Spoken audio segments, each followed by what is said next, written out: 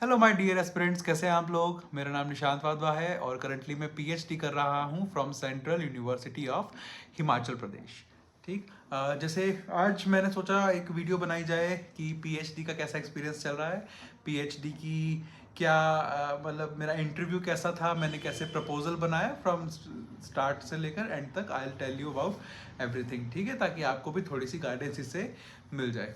Alright. सबसे पहले तो मैं बताऊंगा कि जो मैं पीएचडी कर रहा हूँ वो कर रहा हूँ सीयूएचपी से, वो मैंने बताया। मेरा कैंपस है धोला या अपना धर्मशाला के अंदर। There are several campus of CUHP, मतलब उनका कोई मेन कैंपस नहीं है। सीयूएचपी का कोई मेन कैंपस अभी नहीं है, वो बन रहा है अभी। एक मतलब रेंटेड कैंपस है, आप मान लीजिए, और वहाँ पर क्लासेस होती हैं। इट्स मतलब it's a good campus. I mean it's not very hi fi but it's a good campus, right.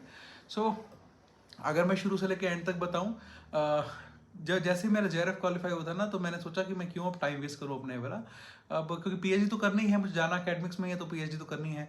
तो फिर मैं उस टाइम देखा था कि एडवर्टीजमेंट मुझे दिख रही है कि पहले तो मैंने ट्राई किया कि मेरे सीधा ही असिस्टेंट प्रोफेसर की जॉब लग जाए, बिकॉज मुझे टीचिंग से बहुत प्यार है। तो पर नहीं लग पाई, क्योंकि हर जगह दिख रहा था कि प्री रिक्विजिट है कि आपको पीएचडी तो होनी ही चाहिए, बिना पीएचडी के आपका आगे इसमें आगे एक्सेल करना मुश्किल है, राइट।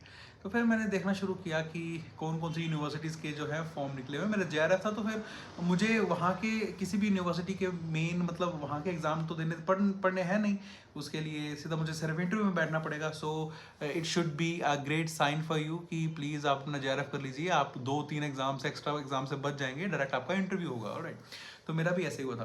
तो मुझे सीयूएसपी के बारे में पता कहाँ से लगा, मेरे कोई नोन थे, तो I was just talking to him कि वो कहीं गेस्ट फैकल्टी हैं सीडीएलयू में, आई गेस।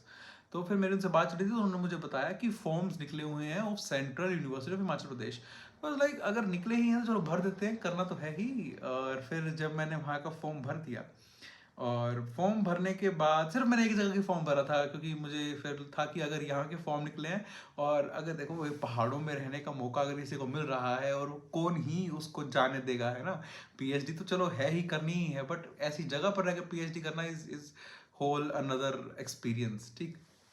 तो फिर मैंने कहा मैं सिर्फ एक जगह ही अप्लाई करूंगा, मेरा और कहीं अप्लाई करने का मन नहीं है, और आई गिव माई बेस्ट कि मैं यहाँ पे आकर ही मेरा जो है एडमिशन हो जाए। तो ऐसा सब हुआ, मैंने फॉर्म भर दिया।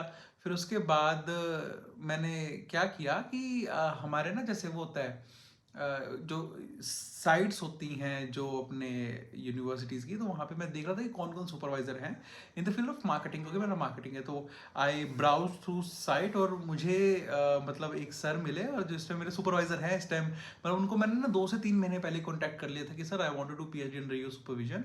क्योंकि जब मैं उनकी प्रोफाइल पे रीड कर रहा था, आई वाज मेस्मराइज कि लाइक भाई, मतलब his work was good, right.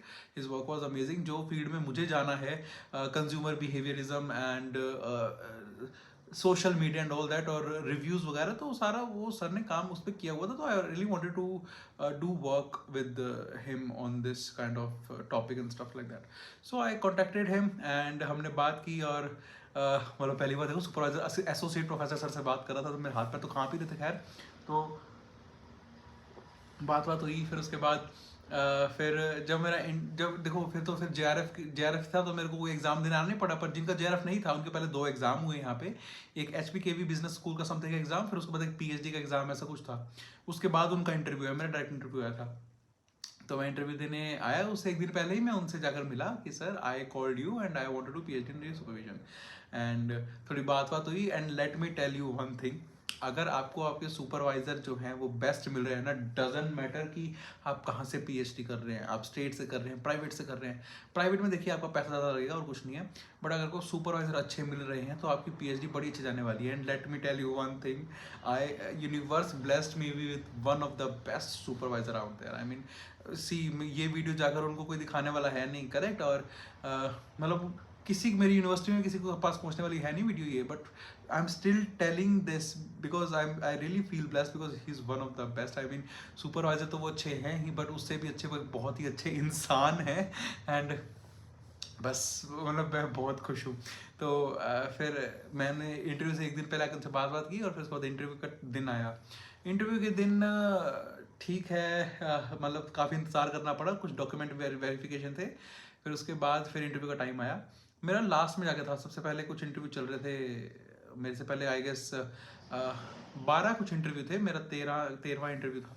तो मैं इंटरव्यू के लिए अंदर गया, मैंने सबको विश किया और उसके बाद फिर मुझसे पूछा गया मेरे प्रपोजल के बारे में सबसे पहले। फिर उसके बाद सबसे पहले मेरा इंट्रोडक्शन लिया गया। तो मैंने अपना इंट्रोडक्शन बताया कि my name is Nishant Wadhwa, मैं इतने साल का हूँ, मैं यहाँ से हूँ, मैं MBA गोल्ड मेडलिस्ट हूँ, मैं AIR 29 हूँ, 30 हूँ, जो भी। मैंने पूरा एक अच्छा इंट्रोडक्शन दिया और उसके बाद फिर मेरे प्रपोजल पे बात हुई कि मैंने प्रपोजल क्या बनाया है। मेरा प्रपोजल था समथिंग ऑन रिव्यूज़ पे बनाया था कि मिक्स्ड रिव्यूज़ जो होते हैं ना, जैसे मैंने खुद से प्रपोजल बनाया था। I gave my all for that proposal. मैंने AI का बहुत कम यूज़ किया था, मैंने अपने सारे पेपर सर्च किए, मैंने साइटेशन सर्च की, मैंने बहुत ही अच्छा एक प्रपोजल बनाया था अपनी तरह से, जैसा मेरे को लगता था कि हो बन सकता है। तो उस पर मिक्स्ड रिव्यूज़ पे कुछ पे मैंने बनाया था और फिर उस पर मेरे से क्वेश्चन हुए कि निशांत बताइए ये क्या है क्या नहीं है।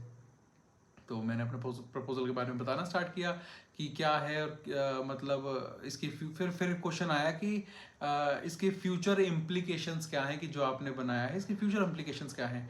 तो मैंने फ्यूचर इम्प्लीकेशन, मुझे उम्मीद थी कि ये क्वेश्चन तो पूछा जाएगा, तो फिर मैंने इसके फ्यूचर इम्प्लीकेशंस भी बताया क्या है। फिर मैंने ना उसमें जेंडर को, अगर आपने ऐसे पढ़ा है ना थोड़ा बहुत रिसर्च के बारे में, तो आपको पता होगा कि there are different kind of variables, intervening variables रहते हैं ना, moderating variable, mediating variable and all that. तो मैंने उसको gender as a moderating variable लिया था। तो मुझसे पूछा गया कि निशांत बताइए कि what is the difference between moderating variable and a mediating variable. This was like one and only question that was asked in that interview, research related. तो प्रपोजल तो पूछे ही में से क्वेश्चन, बट अलग से जो पूछा ये पूछा। तो मैंने उनको बताया कि this is the difference between moderating and mediating, and फिर उसके बाद इन द एंड मेरा इंटरव्यू खत्म हो गया। एंड फिर मैंने जाते जाते बोला कि if I made any kind of mistake sir please kindly suggest me and all that. फिर मतलब अच्छा से जितना मैं अच्छा कर सकता था मैंने किया और मैं इंटरव्यू दे के बाहर आ गया। और अभी मैं मतलब फिर मैं अगले दिन अपने सिरसा हरियाणा के लिए निकल गया। मैं हरियाणा से हूँ ना, तो रास्ते में ही इंटरव्यू का रिजल्ट आ गया एंड मैंने इंटरव्यू में टॉप कर लिया था।